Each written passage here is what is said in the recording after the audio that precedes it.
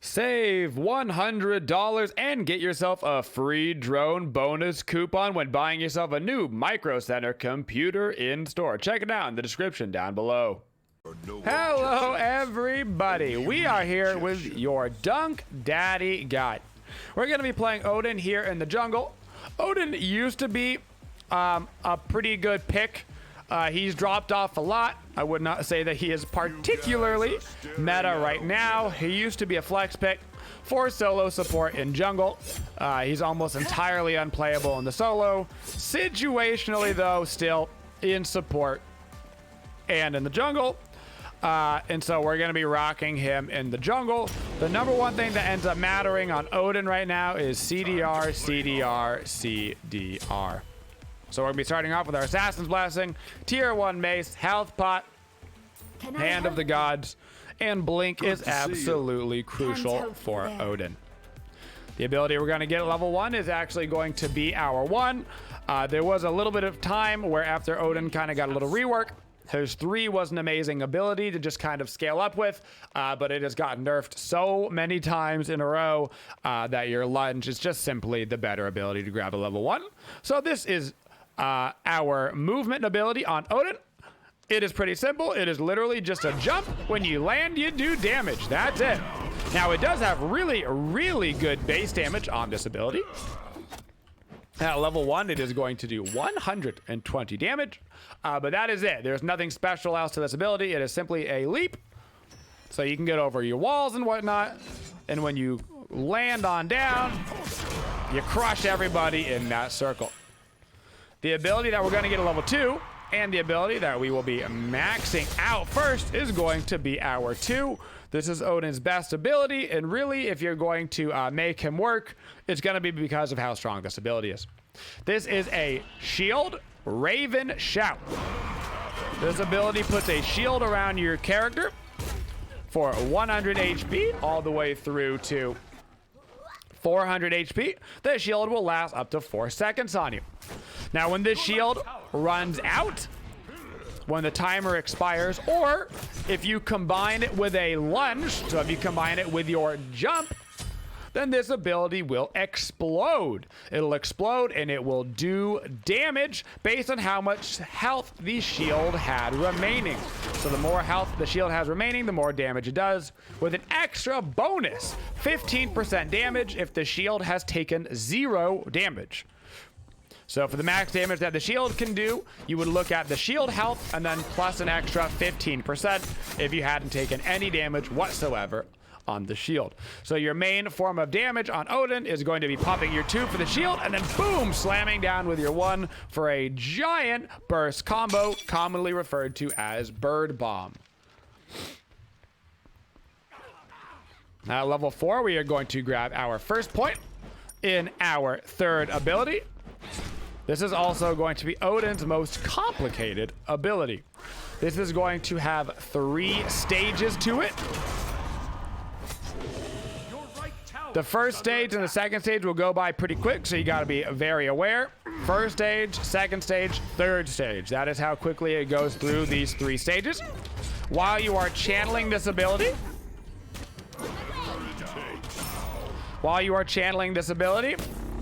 you will be pulsating damage and slows around you. So anybody within the direct radius or right around you will be taking some damage. And more importantly, they'll be getting slowed. And then depending on when you click this ability again, you will do one of 3 effects. If you use it right away, right on that first spot, you are going to get bonus attack speed. Bonus attack speed for you and allies around you for 3 seconds. So this is actually a reference really back to an old Odin kit. And that will help you for things like objectives. So when you're doing the Gold Fury, Fire Giant, stuff like that later in the game, that is really when you're going to use this. The second form, you almost never use. The second form is a lock-in. So it'll lock in your spear to be thrown at an enemy so it can't miss. The only time you're really going to use this is that if an enemy is at like 1 HP, so 1, 2, and then it locks on so it can't miss, it'll chase them all down. If an enemy is at legit like 1 HP and they're going to get away, maybe you use it like this to get them. Otherwise, the most commonly used form of this ability is going to be the third form. That third form, 1, 2, 3. Now the ability becomes a stun, and that stun will go for 1.2 seconds. You are immune to knockbacks during this ability. So it is the craziest of all of Odin's abilities, but it's not too bad. Really, it's use it as the 1 for objectives. Use it as the 2 for a final hit. Use it as the 3 as a standard setup. So you want to hit an enemy god with a bird bomb combo you don't want to miss. 1, 2, 3. Fantastic. Now it stuns. You 2, you're 1. By the time they come out of the stun, bam, now they're getting hit by the bird bomb combo. You can't miss even if you were scared you were going to. Then we've got our ultimate for Odin. Our ultimate is a giant cage around our character. It is in the shape of an octagon. And this is going to be really our big ganking ability. It's going to allow our team to get the damage off. So I blink right into Thought. Boom! Hit him with a giant bird bomb combo. He already dashed, so now he is dead because he was stuck all up in that combo. See if I can't finish this guy off. Not going to be able to. That's all right. So I blink in on him, I use my cage, and then he's stuck. He can't get out. Thoth only has dashes. Dashes cannot get out of Odin cage. Only leaps can get out of it. Now, you can auto attack Odin cages down. Each one of those little octagon walls has a built amount of HP in them. So much like the way that Kaldir works, where 1 auto attack basically equals 1 point, that is how Odin's ultimate works. So you can try to auto attack yourself out of this. But if you leave the Odin cage, you will take damage. So basically you put your spear up in the air when you do your Odin cage, and if somebody tries to like leap out of the wall, they will actually take some damage for leaving that cage. So they can choose to auto attack the wall 5 times, which honestly is forever when you're inside of the cage. Almost nobody ever breaks the cage. You can jump out, take some damage, or you can choose to just basically run around in the cage and try to stay alive while Odin and friends are beating on you. This cage will last for 4 to 6 seconds. It goes up as you put points into Odin ulti, so you're going to want to make sure that you're putting points into this ult. Back in the day, the cage did not scale with duration, so you didn't put any points into it. That is not true anymore. Nowadays, you always put your points into it. So now, this Woojer right here, I don't actually want to really cage until after I have seen him jump. Now that I know his jump is down, I know he can't get away from me, so I go ahead and cage him. If you're going against a character with a dash, you can cage right away because, you know, they can't get out. If you're going against a character with a jump, you want to wait for their cage to be down. But we're not done talking about the cage yet. But wait, there's more. Not only does this do damage if you try to leave the ring, it will also slow the enemy for 25%. Also, anybody inside of the cage has 100% anti-heal on them, and this is historically what Odin has been used for in the picks. Odin provides 100% anti-heal within the cage, which makes him a great pick against healing gods. The Ras, the Changas, the Aphrodites, all that good stuff. He doesn't even need my help over here. He's going to be able to do it all by himself. I am going to stand here just to make sure he doesn't get ganked by that routed Tasker. Also, we're not done yet. That's right, folks. There's more to Odin Cage. Odin Cage has a lot on it.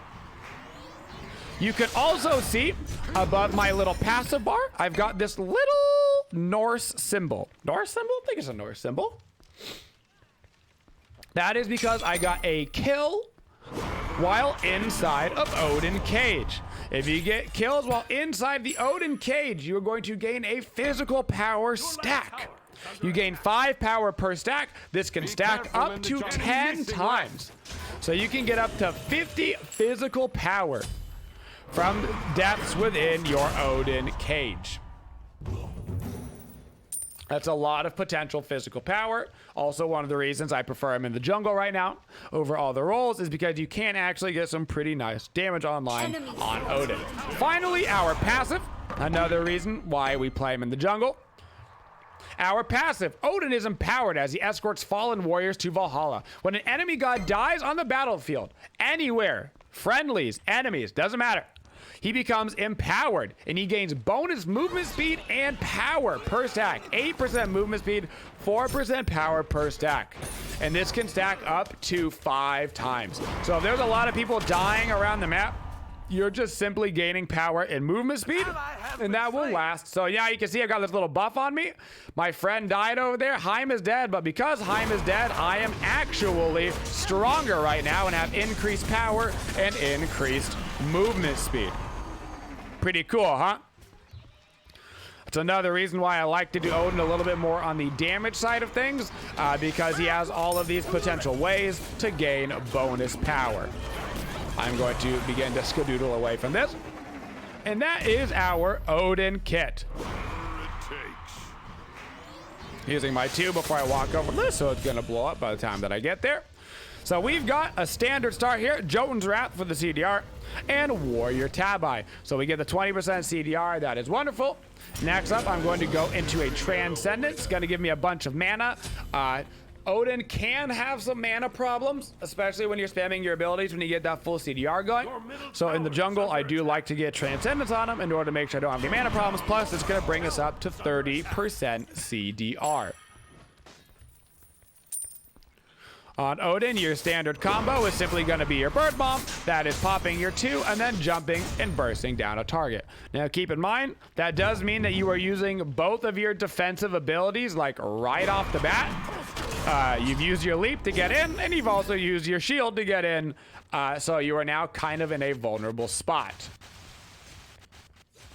One thing you can do if you don't want to be quite that vulnerable is you can pop your shield and then just try to walk up to somebody. You'll still get that damage going off. And that way, I still have my leap up.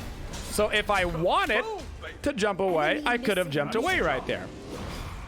A little bit safer. We also killed that Ratatasker while my cage was up, so I grabbed myself another rune. So I've got now 10 bonus power. Your third option is to simply just blink in and immediately ulti. You blink in and immediately ulti. You're not even worried about the damage. You're more so just worried about getting the setup for your team. So you blink in, you ulti. Oh no, now they're stuck. They can't get out of your cage. They're forced to Aegis or do all sorts of crazy things to try to live through that nonsense. So I'm gonna get a bees against this top. They do have a good amount of CC. They've got Ularax, Thoth, Root, Kuzenbo, Crab. They got a lot of CC, so we're gonna get that. No problem there. Putting a point into our ultimate to extend out that cage. Now it is a 5-second duration, and it also increases the damage that our spear does if somebody does try to leave that cage. We are against 3 magical characters and 2 physical characters. So for my next item, I'm going to be picking up my favorite item on Odin. This is an item that you don't see picked up a ton, but it is very good on the gods that it is good on. Gods that come to mind right off the bat for this are Odin and Guan Yu, and that is going to be our Genji's Guard. That's going to be the next item. You can also see a strategy that I just used right there. I didn't have my dash up.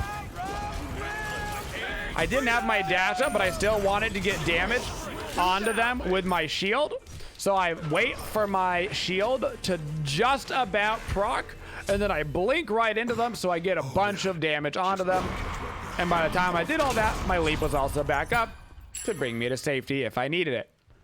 A lot of potential ways to use your bird bomb combos in similar things. Genji's Guard is going to give us that full 40% CDR, but more importantly than just the 40% CDR, it is going to give us this passive. When you take magical damage from abilities, your cooldowns are reduced by 3 seconds. This can only occur once every 30 seconds.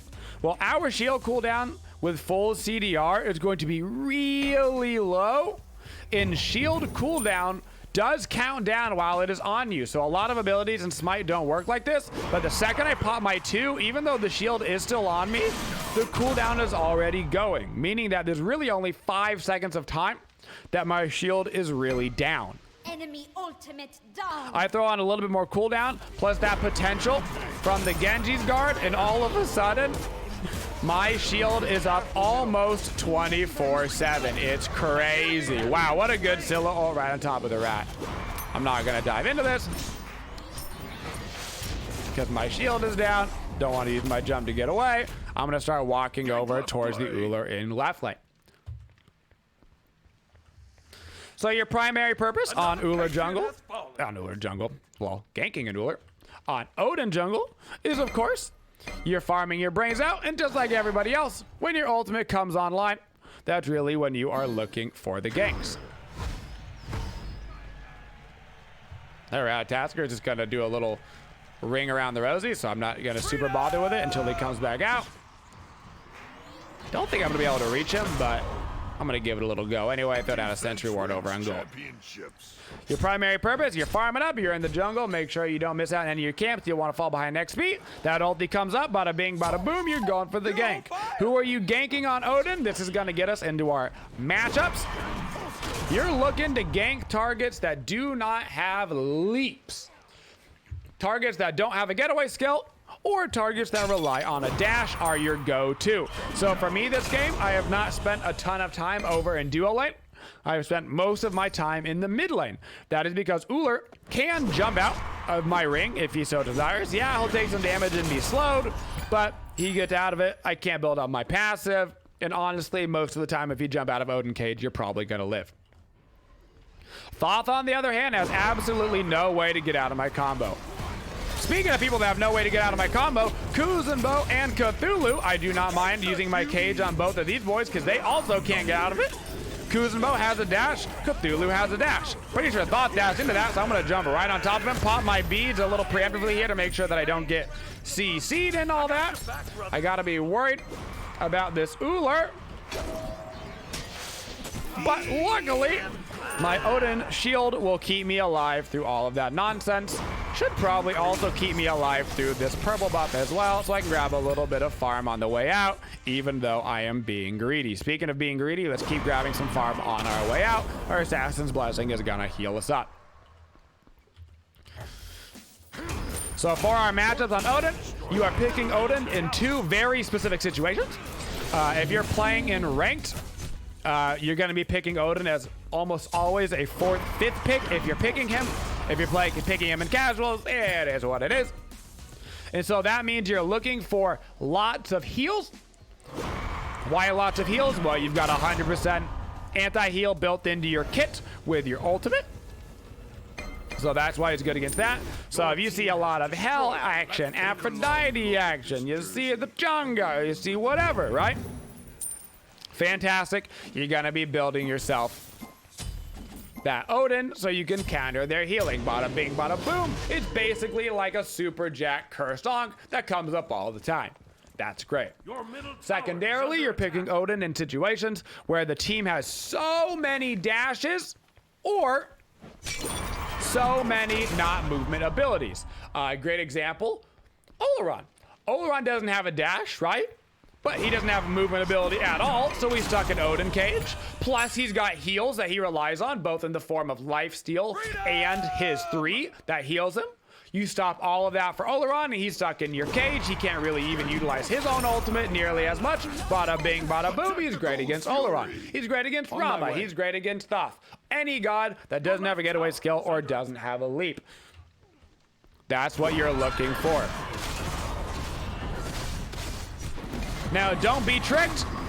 Don't pick them into something like Vamana or something. Vamana waddles right through your ultimate. And so while at first you might think to yourself, ooh, this is a good pick against like Vamana, it is not a good pick against Vamana. Vamana has a built-in Phantom. So this is going to bring us to guys that we don't want to play Odin against. We don't like Odin against comps that have absolutely no sustain in the world. He is great against sustain. We don't like gods that have things like built-in phantoms. So like we don't like to go against Vamana because he literally just walks right out of our ultimate. And that's a disaster. We don't like going against gods that have a lot of leaps.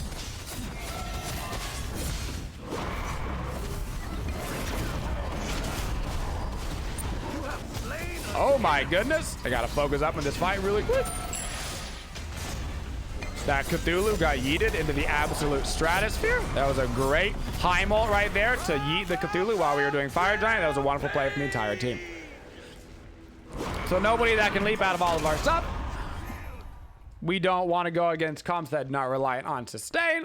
We don't want to go against a god like Ganesh. Ganesh can also get out of our walls, anything like that. And in general, I want you not to think of Odin as a front-loaded pick. I want you to think of him as a back-loaded pick. In other words, you are using him as a counter. You're not preemptively picking Odin in any of your games, hoping that they pick themselves into it. You are specifically picking him for like a 4th, 5th pick, hoping to counter an enemy team comp.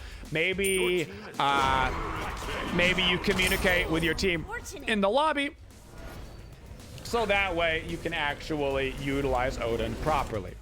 Or you just blind pick him in casual conquest, and who cares? You're having a good time. It's casual conquest. So we've got the Genji's Guard, gives us that full 40% CDR plus a passive.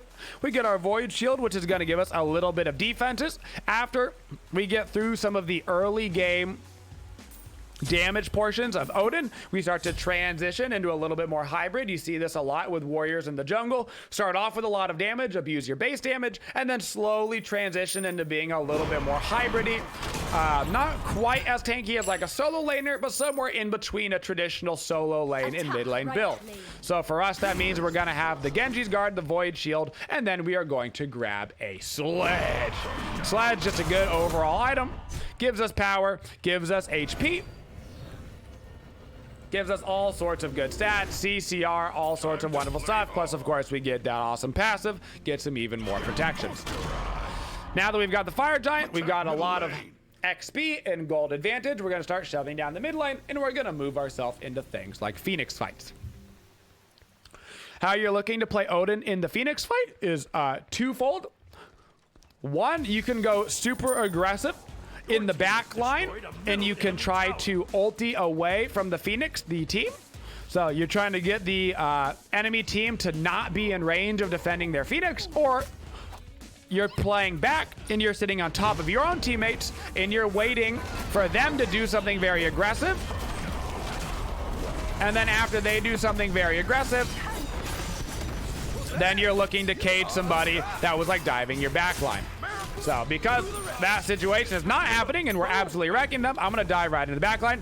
You can see that I'm not using my Bird Bomb combo here towards the end of the game. That is because if I use my leap in, I'm going to be in a very risky spot. And so I don't particularly want to do that unless I have a guarantee that I'm going to be fine. So instead of just Bird Bombing all over, I'm popping my shield. That way nobody wants to come around me because they know they're going to take all that damage. I think we might be able to, never mind. Let's get out of here. So that way I've got my shield up all the time, and if I let my shield cooldown go all the way down, 2 seconds. 2 seconds until my shield comes back up. That's basically like saying that I've got an extra 500 HP on a 2-second cooldown, as long as I don't necessarily every single time pop it with my explosion. You can see that we started off the game very, very aggressive with our bird bombs, and as we're getting later into the game, we're transitioning and being just a little bit safer, a little bit smarter. Doesn't mean we're not getting kills and not being aggressive, just means we're slightly mixing up our play style now that they're getting, you know, a level 18 Uller who might be able to blow me up. Defense wins championships. Next up, we're going to get set up for this Gold Fury. Go snag that. I'll be using my first tier of my 3 to give my team that bonus 30% attack speed. I do believe I failed to mention earlier in the video, but our official level order for Odin after the start is we get our ultimate whenever we can, then our 2, then our 1, and then our 3. So I prefer the 4, 2, 1, 3 path. The 3 used to be really good for leveling up. I don't recommend maintaining that old build path. In the early game, your bird bomb combo is going to bring you a lot of damage, and you're mostly going to be using your 3 for the crowd control aspect of this. And your pulse slow, neither your stun duration, are actually going to go up in damage from leveling up this ability. So you might as well just embrace the lower cooldown and the extra damage on your lunge.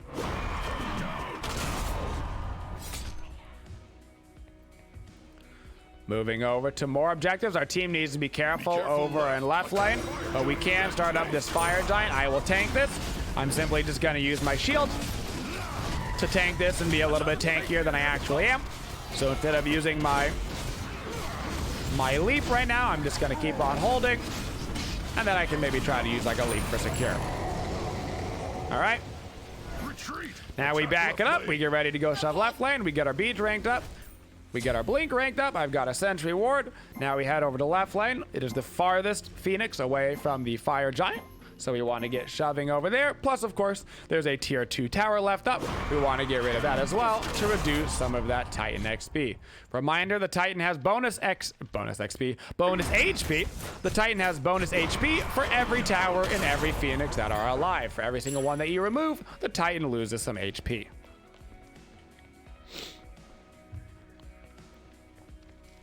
So the more that's down, the squishier that big boy is going to be.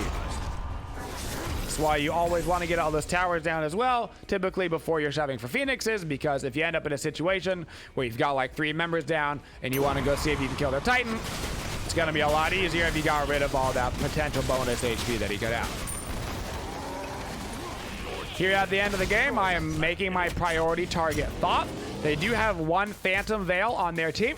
Phantom Veil, of course, will let people pass through my ultimate, so I gotta be aware of that.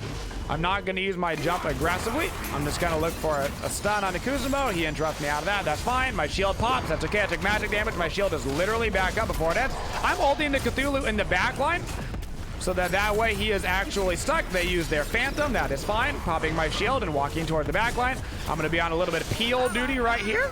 Now I'm going to jump in because my shield is coming back up. I can use my shield after my leap. Stunning Cthulhu right when he comes out of this. Great. Athenaton right there.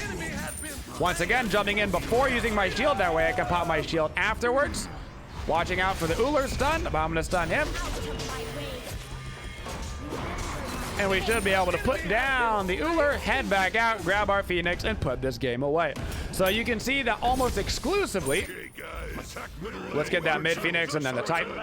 You can see almost exclusively at the end of the game that I'm using my shield as actual shielding and not as an offensive ability. Using my leap by itself, that way I know that I'm not getting that bird bomb damage off. And of course, in these Phoenix fights as well, utilizing my 3 a lot more for the attack speed so we can do more damage to the Titan. Phoenix is, of course, an objective just like anything else. So you want to give your team bonus attack speed, particularly if you have like a hunter like Heimdall just beating on the Phoenix. Well, I can just give him an extra 30% attack speed so that he can do more damage. He's also historically a hunter that builds a lot more power than attack speed. So chances are he's going to get to utilize the full 30%. For my last item that game, I would have, of course, sold my boots after we got our poots online. And then it would have put me into a situation where pretty much any item was going to be viable. We've already got full CDR, right? So we don't really need CDR. If that game would have gone even longer, I would have sold my Jotun's Wrath. If games go all the way super long, sell your Jotun's Wrath, get something else that replaces that with 10% CDR. Basically what I'm saying is you sell your Jotun's Wrath for like an Erendite, because that way you've got the red pot, right? Red pot, 10% CDR, Erendite, 10% CDR. You still got the 40% right there, even though your Jotun's Wrath is gone. And Erendite is just a better item than Jotun's Wrath, outside of the fact that Jotun's Wrath gives you 20% CDR, which we get early, so we can abuse the early CDR. Standard items at the end of the game, you've always got the Mantle of Discord at your disposal. If you're going aggressive, you can of course go Heartseeker because you're doing a bunch of ability damage on Odin. You can go Blood Force to try to get a shield on your shield. Tons and tons and tons of items that you can get to lock up after you get rid of your boots and your Jotun's Wrath, guys. And that is our Odin guide.